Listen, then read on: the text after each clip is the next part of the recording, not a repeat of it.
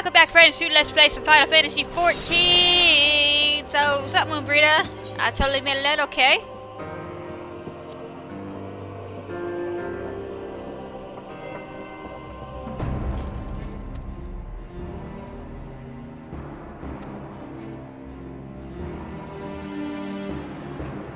No, I'm fine! I'm fine!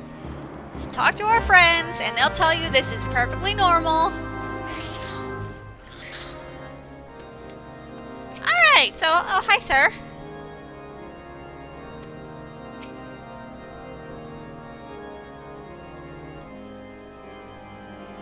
Oh, now I'm your friend, huh?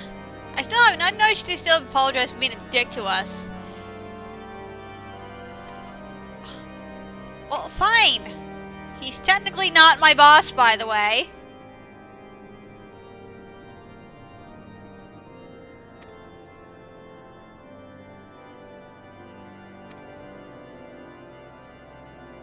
Well, yeah, it gets a little complicated.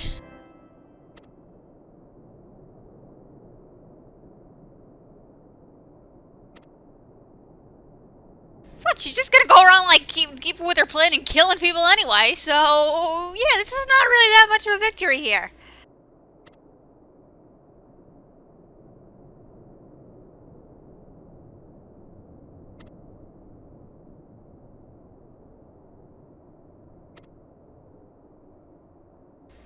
Funny how we're, like, not even, like, they're not referring to her by her actual name. Like, did we even tell them that part? Because she would be easier to track down that way, wouldn't she?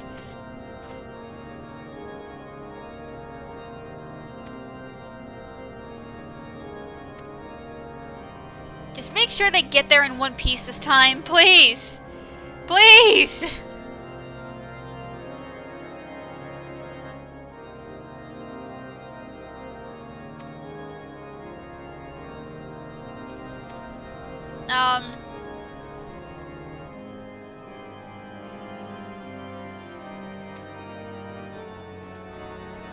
Okay.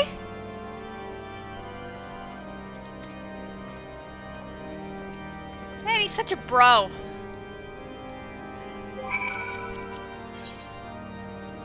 Alright, so let's go pay him a visit and tell him we're A-okay. Everything's gonna be fine. I do this on a, like, weekly basis by now. What's up, shorty? No it's not, because I need to tell my bro friend that I'm okay.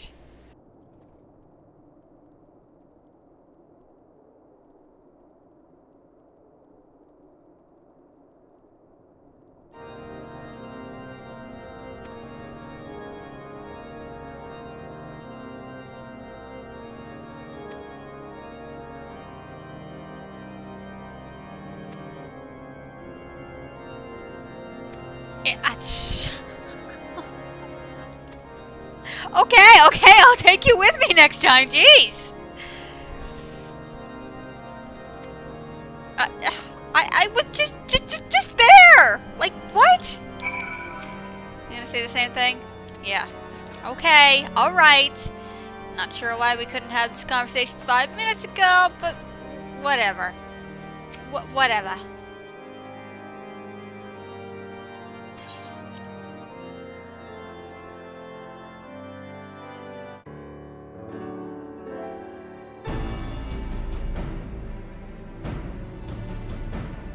On behalf of the Holy See of Ishgard, allow me to express my deepest thanks.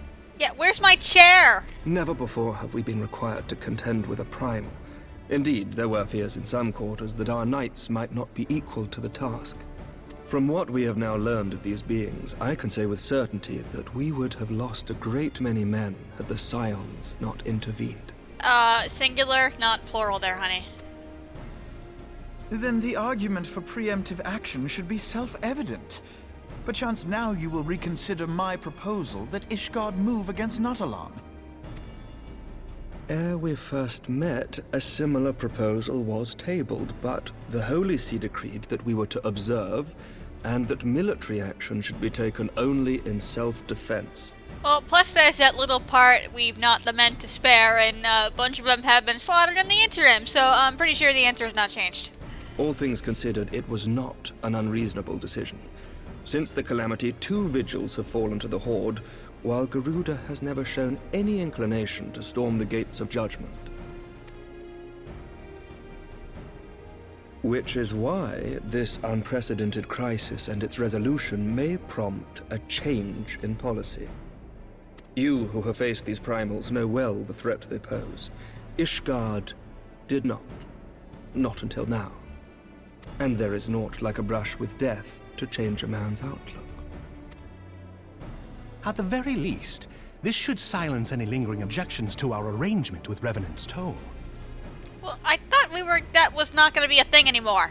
The Holy See may even feel moved to grant us its formal endorsement. So far as it is possible, the Scions shall be compensated for their service. We should be grateful for any aid you can provide. As a gesture of good faith, I shall withdraw my previous request. Your people are doubtless needed elsewhere. That will not be necessary. We, too, have a vested interest in watching Dravania's movements. Uh-oh. He's getting mad. I see. Once more, I must thank you. Sir Emmerich, if I may, do you truly believe that Midgard-Zoma could return? The heavens are a window unto truth, but those who interpret their movements are not infallible. I requested your involvement as a precautionary measure.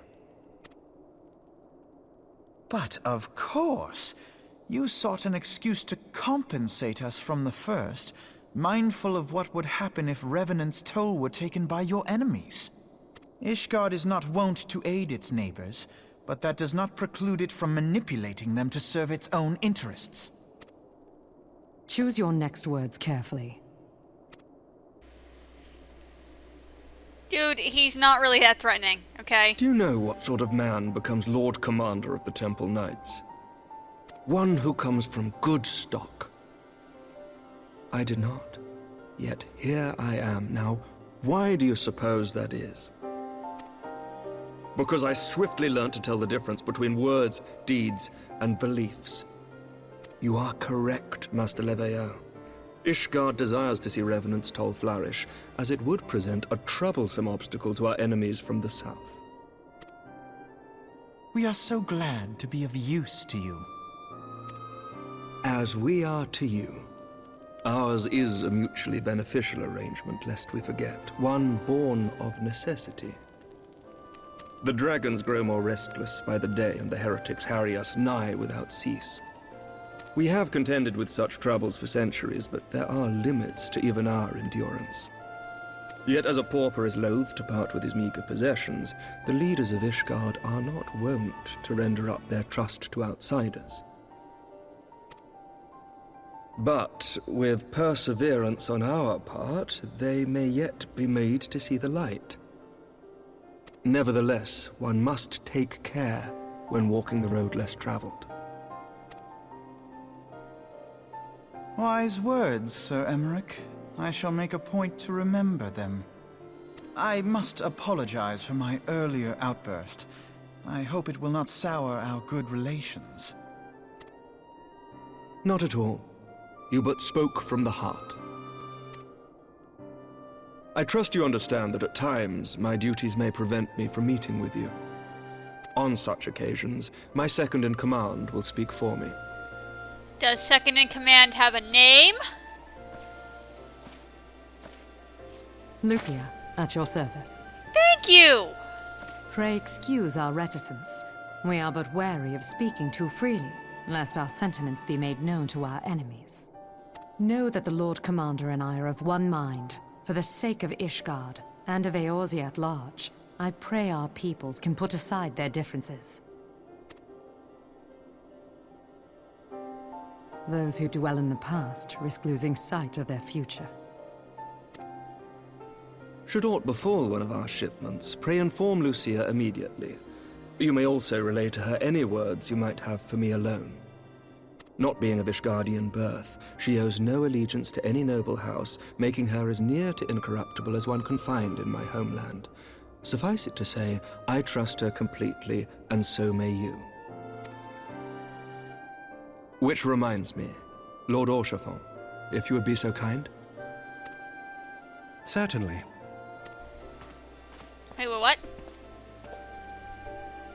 In times such as these, trust is ever in short supply. Mayhap this will go some way to rectify the problem.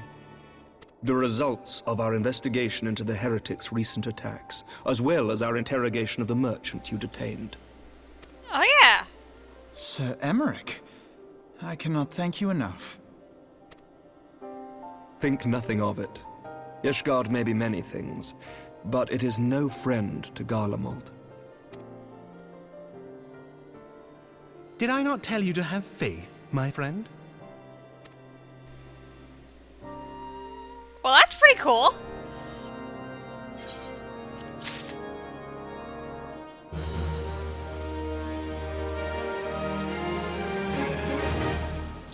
No, that scene actually made me like Emmerich a lot. Like, I actually did not really care for him at first, but I like how the diplomatic relationships are going here. That it's not like instantly like, yay, you know, we agree on everything. It's like there's a lot of tension there, but in the end, you know, everybody pretty much agrees on the same thing, and it's like, and Emmerich is pretty forward. Like, once he's been caught, it's like, yeah, I'm freaking using you, but I have good reason to, and it's like, well, okay, you know, like, at least he admits he's kind of being a dick, but, you know, he's not being a dick just to say for being a dick. It's for a good cause in the end. And thankfully, Shortstack, you know, kind of understands that in the end, so. Alright, so, what are you looking so glum for?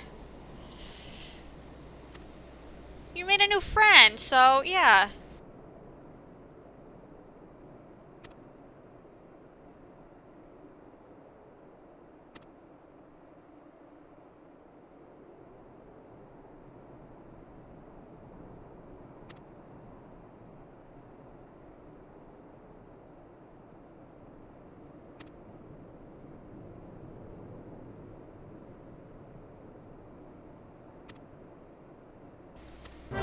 Who the hell is gonna tell? You know, like, I was the only one there. Nobody saw it. Nobody knew what happened until I told them.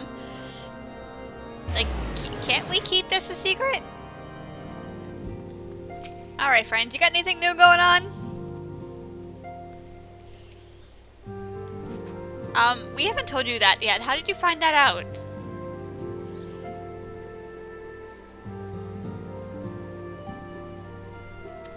Wow, somebody actually says something about that. Wow. Alright, I totally did not know Yashola said something at that point. She got like 5 more redemption points from me because of that. It's holy crap did she hit the nail on the head. Oh no! Oh, I forgot about. Oh, this is the best part. Oh, man. Everybody's sitting here freaking drinking.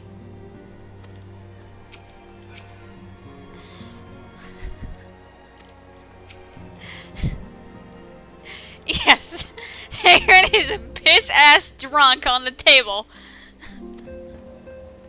This is not the first time he's been drinking too much here, by the way.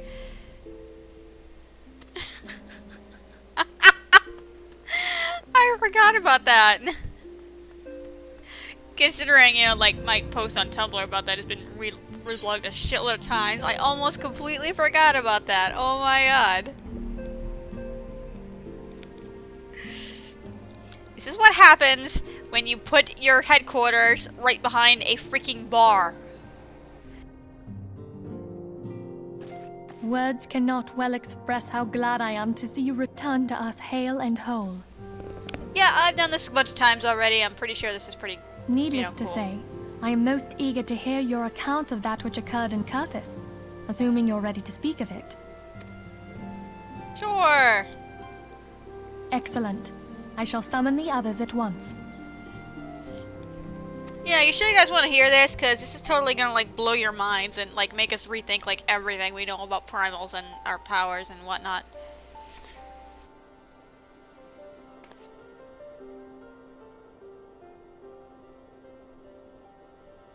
Iceheart used her own body as a vessel for a primal soul? Yeah. Master Louisoir's writings make no mention of such a possibility. Can we be certain this entity was a primal? As certain as we can be that good King Mogglmog XII was a primal, I should think. Both were ostensibly summoned. Let's not quibble over definitions. Of more concern is the implication that Iceheart retained her will, even after she was possessed. We are talking about a mortal, wielding the power of a primal. It can't possibly be that easy, can it? There must be some sort of sacrifice required. Or maybe she's just special? What qualities this woman possesseth, I know not. But full sure am I that she was groomed for this role. Are we gonna leave out the most important part? Few are privy to the secrets of summoning, and but a single party standeth to profit from their dissemination. Well, I wouldn't presume to comment on how the lass came to know about summoning, but I will say that what she summoned was a primal. The readings were the same, or near as damn it. Strange as it all sounds, it's really no different from what you've faced before. Then mayhap it is time that we re-examined our previous encounters. Pack your things, Ida. We're going back to Gridania. Yes, sir. About Iceheart's final words to you. Hear, feel, think. Hydaelyn speaks to her as well. Well, yeah, she actually mentioned Hydaelyn too, you know. If Iceheart is blessed with the power of the Echo, she will doubtless have used it to further her goals. Duh! Or could it be that it was a revelation granted her by the Echo which first set her on this path? She did say that the Ishgardians were blind to the truth. Yeah, she ain't doing much to help with that either. Do you think she has knowledge of the origins of the Ishgardian-Dravanian War? It would do much to explain her unwavering conviction. Did not the Lady Iceheart implore thee to seek the Keeper of the Lake? And did she not imply that in so doing thou wouldst come to see with eyes unclouded? Midgard-Zoma was a king amongst kings who reigned for centuries on end.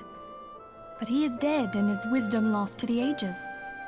Unless the Ishgardians' fears are well-founded. Dude, that was like only 15 years ago! It would seem we have yet another reason to stand watch over the Keeper of the Lake. For a mercy, we are well positioned to do so. Iceheart, Shiva, Ascians, and Midgard-Zoma. I shudder to think how they're all connected.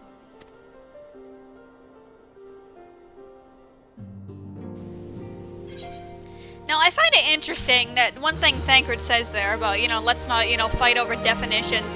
Because, in all honesty, the game actually hasn't made itself clear on what the hell a primal even is. Like, the only description we get is about the primals is that they're godlike beings summoned by the beast tribes. That's literally all they tell you. They're, like, summoned from Aether, via sacrifice it, usually in form of crystals plus prayer equals primal and corporeal form, and then, they disperse back to Aether once they've been defeated, only to be allowed to be summoned again. That's literally all you know. But what actually makes a primal, how the primals came to be, none of that. I mean, it's obviously very much possible that the Scions and no one else themselves actually knows, but what definition do we currently use to describe what a primal is? Because now apparently we're starting to fight over it, understandably, because between King Mog and now Shiva, everyone's like, fuck if I know.